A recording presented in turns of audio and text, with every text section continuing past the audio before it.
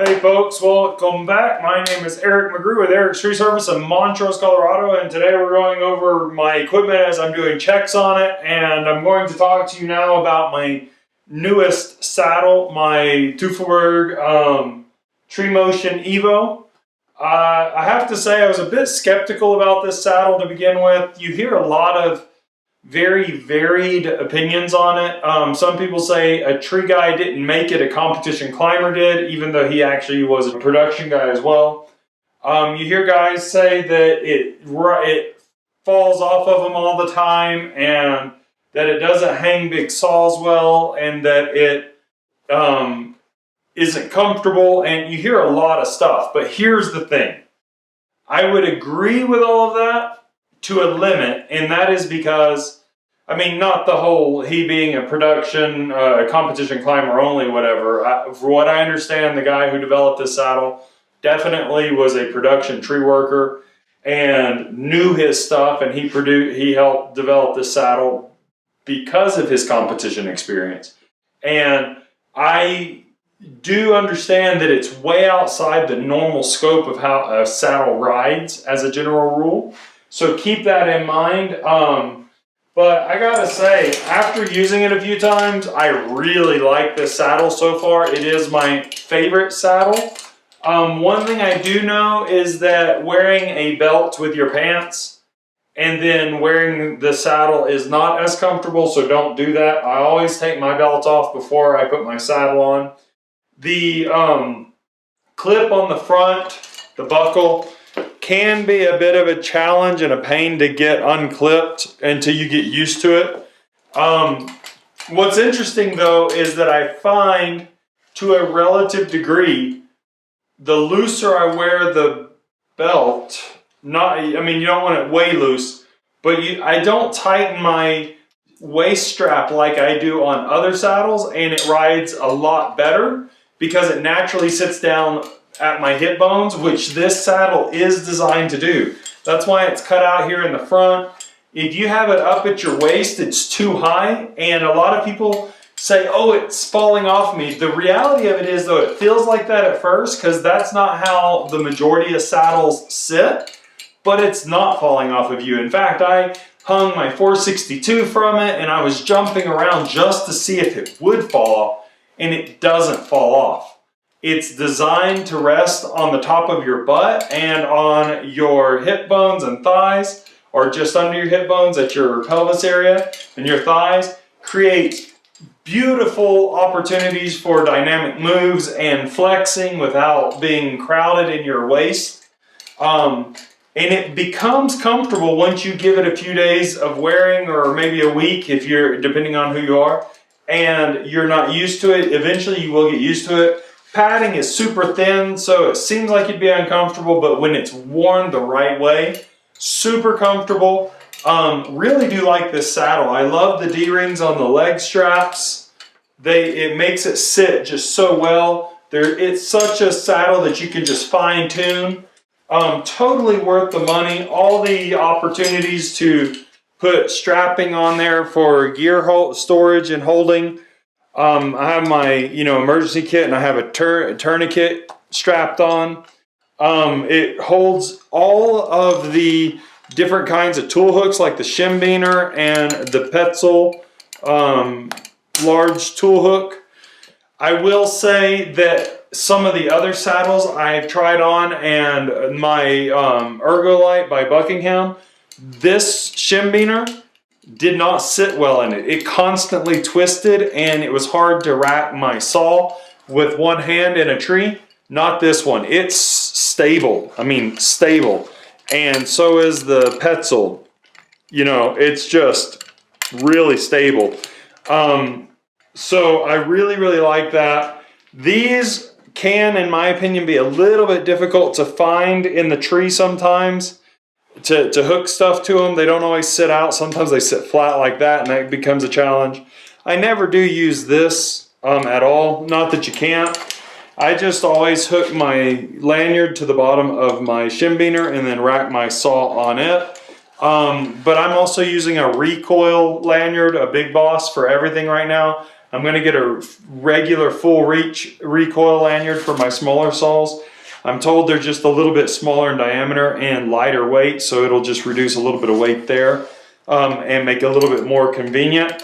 Now, one thing that is a bit less ideal in my opinion are the elastic leg straps on the sides and back. As you can see, I've already lost one in the back over here, and I've been climbing without it, which I really shouldn't be doing because they say you should have them all on there for making sure it holds you right. I'm putting it back on today, but it's torn twice on me. This is my right leg, this is my leading leg, the leg that I use the most to throw over crotches first, or to kind of stabilize myself in dense brush areas, and it tends to get caught and it does tend to tear. The elastic is not life support, it's just for flexibility and to hold your leg loops more or less where they should go. And as you can see, without it, it makes it very hard to step into the leg loop and step through it like you should, whereas this one, of course, on this side hangs better. You can see it past all my gear there, and it makes it better. So just know that. Once again, not super stoked on the elastic aspect of these, but I do like the, not elastic, but bungee. But I do like the saddle overall. Totally worth the money, in my opinion. I gotta say, I talked to like Dustin with Poplar Mechanic and zigzagman.zr, and honestly, it took me a little bit of getting used to this saddle before I was content with the $600 I spent on it. But now I've been climbing it for about 2 months. Really like it. The leg loops, even though they have a very similar buckle to them, not very difficult to get in and out of because they hang loose if you have it set right. And the waist is the more complicated one. But never forget, worst case scenario, if you like get trapped in it and you just can't get it unbuckled, which can happen sometimes, especially when you're fatigued, you're tired, you're stressed, you're in a rush. If that happens, all you got to do is let the slack out of the band and just slip it off like you were wearing the light version of the TreeMOTION, because that one doesn't have a waist buckle at all. So, you know, you can do the same thing, loosen the waist belt and then just slip it down and then unbuckle it once you've gotten it off. It's a little bit less convenient because then you have to go back and reset the waist belt length, but overall, great saddle. I don't care what anybody says. In my opinion, I love the saddle. I would still like to try the Monkey Beaver because honestly, this and the Monkey Beaver are the two that are the most talked about and compared together. I love the tool storage on this, but the Monkey Beaver does look very comfortable. It just looks thinner in the material. I've heard a couple of people say they thought that the quality was a little less. I don't know that the quality's less. It is thinner in make though, the Monkey Beaver is. Like the leg loops are a thinner material and things. So this is definitely stiffer and got this like leather stuff or whatever on the back of it, and it's durable in that sense. So I don't know, I'd really like to test both of them. Maybe one day I'll get a Monkey Beaver to try it out too, but we'll see. Until then, this is my favorite saddle that I've worn, and I put on a bunch of them and I've climbed in 3 of them so far. So out of the 3 I've climbed in, this is my favorite. Just so you guys know. Oh, one real quick thing. Another thing I love about this saddle are the dual bridges. So what you might notice about this saddle is that the bridges are attached to the leg straps instead of a little higher like a lot of them are. This makes it very comfortable to hang in. Once you get it adjusted, you don't fall back too much. You've got to do that adjustment though. Makes it really nice. And I love the fact that it comes with 2 bridges. Now, a lot of people run 2 bridges at the same time with one device, like the swivel would be over both bridges as extra security. I don't do that, clearly. I have 2 swivels, DMM swivels, large, and I run them separate on the bridges. The short one is for my SRT climbing, ascent and descent and work positioning to a degree. And the longer, darker green one for me is for my V-rigs, and I run 2 medium to long lanyards. So one of my lanyards is like 35, 40 foot long, and then one of my lanyards is 15 foot long. And a lot of people don't understand why. It's because it gives me huge amounts of flexibility as a solo climber, as a guy who doesn't have a groundsman all the time and I'm climbing. It allows me to swing from tree to tree very easily, set up V-rigs very easily, stabilize myself easily, not only for the cut, but also for doing self-lowering and self-rigging, where I'm not working anybody on the ground. I'm just doing the porta wrap in the tree, or the notch safe lock, like this one. I do all that in the tree myself with medium to smaller stuff, or even larger stuff. I use the safe lock with the porta wrap both in the tree and get it down to the ground. Then I go down and I undo it and I come back up, which is a pain, but it works when you're by yourself. And having those long lanyards allows escape route and all that stuff as well. So I run mine with separate bridges, and you want to make sure that you definitely run your hands over your bridge. Make sure there's no elongation of it that's odd, or flat spots in it that would be odd, or nicks, of course.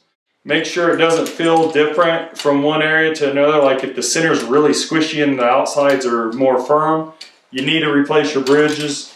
They're not that expensive. Don't put your life at risk because of laziness and a few bucks. Also, make sure you check your ropes, your knots. Make sure that the knots where they're tied aren't overly worn. This one has a little bit of wear on it, but the rope is in good shape. There's plenty of distance on the ropes for the bridge. It shouldn't, definitely, according to Teufelberg, you shouldn't have the knot showing less than all of the red stitching. Just know that. So check those, make sure they're not going to come apart on you or drop you when you're hanging, and make sure that all of your bolts and hardware are in place for the bridge hardware. Make sure nothing is loose. You know, make sure you have tools in your kit to adjust this and tighten it as needed, if needed, Allen wrenches and stuff like that. And check all your webbing, of course. I mean, you guys probably know this, but check all the webbing around your bridge and your buckles. Make sure that nothing is worn or whatever. So, yeah, super great saddle. Easy to inspect. Easy to adjust. I'm not saying it's the best saddle. I'm just saying it's a really good option. That's all I can say about it. I haven't tried them all, and I definitely haven't tried the Monkey Beaver, so I can't say for sure. I do like, however, the tool storage capacity and modifications you can make on this one. So hope that helps you guys out. Please don't forget to check out my podcast, Elevated Office. My name is Eric McGrew with Eric's Tree Service in Montrose, Colorado. Once again, also, please don't forget to check out the affiliate links. And since I referenced Zigzag Man and Dustin with Poplar Mechanic, I will put their Instagram feeds and Dustin Poplar Mechanic's YouTube feed or link in the description. So check those out. And if this saddle is available on Amazon, it will be available through my site through an affiliate link. If you buy through that link, I get a very small portion of what you buy, and that will help me continue to make this channel feasible. And I hope that you guys enjoyed it, and I hope to see you in the next one. Talk to you later.